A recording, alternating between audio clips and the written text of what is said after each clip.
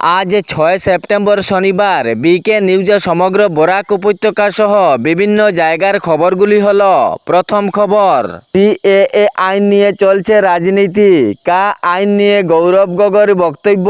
কা আইন নিয়ে কতজন বিদেশিকে প্রমাণ করা হলো। প্রসঙ্গে জানান ১২ জন আবেদন করেছেন, এর মধ্যে ৩ জন নাগরিকত্ব পেয়েছেন, বাকি রয়েছেন বিভ্রান্তিতে। গৌরব গগৈ বক্তব্যে আরও জানান, পূর্বে থেকেই যে অসম রাজ্যে বসবাস করে আসছে তাদের কেন করতে হবে কাতে আবেদন। এ নিয়ে বিজেপি কি প্রমাণ করতে চায়? গৌরব গগৈর বক্তব্যে বেরিয়ে আসে কথা। তা সম্পর্কে গৌরব গগৈ আরও মন্তব্য করেন, এটি রাজনৈতিক সিঁড়ির বুটের হাতিয়ার। যাহারা অসম রাজ্যে ৩ সিঁড়ি থেকে বসবাস করে আসছেন সেই জনগণের কা এর প্রয়োজন নেই। তিনি জানান, কা আইন নিয়ে কতজন বিদেশি শনাক্ত করা হলো যে এত জোর দেওয়া হচ্ছে কা আইনে। সিএএ আইন নিয়ে বিজেপি কি প্রমাণ করতে চায়? সাংবাদিকদের সামনে গৌরব গগৈ জানান, অসম রাজ্যে ৩ প্রজন্ম থেকে যাহারা বসবাস করে আসছেন তাহারা বিদেশি কিভাবে হতে পারেন? তাদের আবার কা আইনের দরকার কি? এর পরবর্তী খবরটি হলো, শ্রীভূমি তথা করিমগঞ্জ নাম নিয়ে চলল জাতি সাম্প্রদায়িকতা নিয়ে পড়েছেন জনগণ বিভ্রান্তিতে। তবে করিমগঞ্জ নাম বদলানো নিয়ে আজ বন্ধ ঘোষণা করা হয়েছে। গাড়ি সহ ছোট বড় দোকান সব কয়টি বন্ধ ঘোষণা। যানবাহন সহ দোকানপাট বন্ধ ঘোষণা করা হয়। শ্রীভূমি এবং করিমগঞ্জ নাম নিয়ে চলছে প্রসাদ। এ বিষয়ে কিছুদিন আগে অসমের মুখ্যমন্ত্রী ডক্টর হেমন্ত বিশ্ব শর্মাও কিছু কথা বলেছিলেন।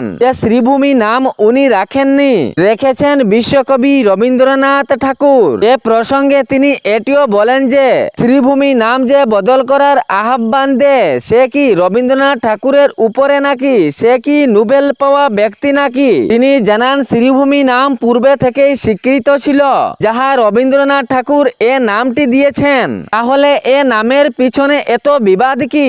শ্রীভূমি নাম থাকলে কি অসুবিধা হয়? কিন্তু বর্তমান অবস্থায় করিমগঞ্জ এবং শ্রীভূমি নাম নিয়ে জাতি সাম্প্রদায়িকতা শুরু হয়েছে।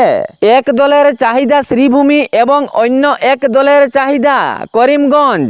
এ নিয়ে বন্ধ ঘোষণা করা হয়েছে আজ। এর পরবর্তী খবরটি হলো, হাইলাকান্দি জেলার কাটলিচড়ায় যে রাজীব ভবন রয়েছে সেই রাজীব ভবনের চারিপাশের জমির সীমা নির্ধারণ সম্পন্ন করা হয়েছে। অবৈধভাবে জমি দখল করে বসবাসকারী 1 সপ্তাহের ভিতরে এই জমি ছেড়ে দিতে হবে। কাটলিচড়া ব্লক কংগ্রেসের পক্ষ থেকে বারবার আবেদন করার পর সার্কেল অফিসের পাটোয়ারি সুমন দাস এবং কাটলিচড়া প্রশাসনের উপস্থিতিতে রাজীব ভবনের জমির সীমানা নির্ধারণ করা হয়। অবশেষে দেখা যায় রাজীব ভবনের পাশে অনেক খাস জমি রয়েছে। কাটলিচড়ার ব্লক কংগ্রেস এ নিয়ে জানিয়েছে যে এই জমি সর্বজনের স্বার্থে ব্যবহার করা হবে, কারণ এর সামনেই অটো স্ট্যান্ড বা অন্যান্য গাড়ি স্ট্যান্ড রয়েছে। এ গাড়িগুলো ভিতরে রাখা সম্ভব হবে। এর ফলে সামনে বাকি জমি সম্পূর্ণরূপে জনগণের চলাচলের জন্য সুবিধা হয়ে থাকবে। সরকারের জমি জনগণের সুবিধার ক্ষেত্রে ব্যবহার করা হোক এবং জনগণের সুবিধা হোক, এ নিয়ে 7 দিনের সময়সীমা। এর পরবর্তী খবরটি হলো, ঘটল এক ভয়াবহ ঘটনা, একই সাথে 2 শিশুর মৃত্যু। জানলে আরো অবাক লাগে, একই পরিবারের 2 সন্তান মৃত্যুর কুলে ঢলে পড়েন। পুরো শোকের ছায়া নেমে এসেছে পরিবার সহ এলাকা জুড়ে। একই পরিবারের 2 শিশুর প্রাণহানিতে গোটা এলাকা ক্রন্দন রুলে। পরিবারের লোকজনের অবস্থা বেহাল। কে কাহাকে সান্ত্বনা দিবে? সব জনই অশ্রুধারে ক্রন্দন পরিস্থিতি। ঘটনাটি সংঘটিত হয় পাতারকান্দির পশ্চিম জুড়াবাড়ি গ্রামে। একই সাথে পুকুরের জলে ডুবে প্রাণহানি 2 ফুটফুটে কচি শিশুর। একজনের নাম মমতা বেগম, বয়স 5 বছর এবং অপরজনের নাম শাহজান আহমেদ, বয়স 3। ঘটনার বিবরণে জানা যায়, মায়ের সাথে পাড়া প্রতিবেশীর বাড়িতে ঘুরতে যায় এই 2 শিশু, কিন্তু খেলা করতে করতে পাশে থাকা এক পুকুরের মধ্যে পড়ে যায় এবং প্রাণ হারায় 2 কচি শিশু। পাতারকান্দি থানার অন্তর্গত পশ্চিম জুড়বাড়ি গ্রামের সাবির আহমেদ এবং জাহানারা বেগমের এই 2 সন্তান।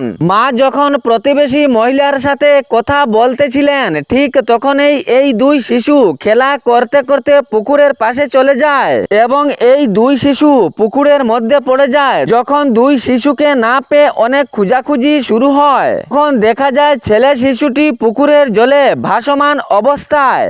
তাহার পর পুকুরের তল্লাশি চালিয়ে শিশু কন্যাকেও উদ্ধার করা হয়। উদ্ধারের পর দ্রুত হাসপাতালে নিয়ে যাওয়া হয়, কিন্তু চিকিৎসক মৃত বলে ঘোষণা করেন এই দুই কচি শিশুকে।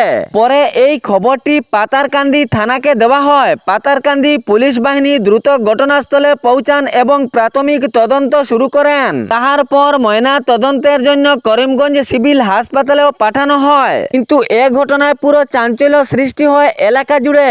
পুরো এলাকা শোকাবুদ অবস্থায়। পরিবারের লোকজনের অবস্থা নাজেহাল। কে কাহাকে সাহারা দিবে কেউ আর সঠিক পরিস্থিতিতে নয়। তাহলে খবরটি শেয়ার করতে ভুলবেন না, যাতে সঠিক সংবাদগুলো অন্যজনের কাছে পৌঁছায়। ধন্যবাদ।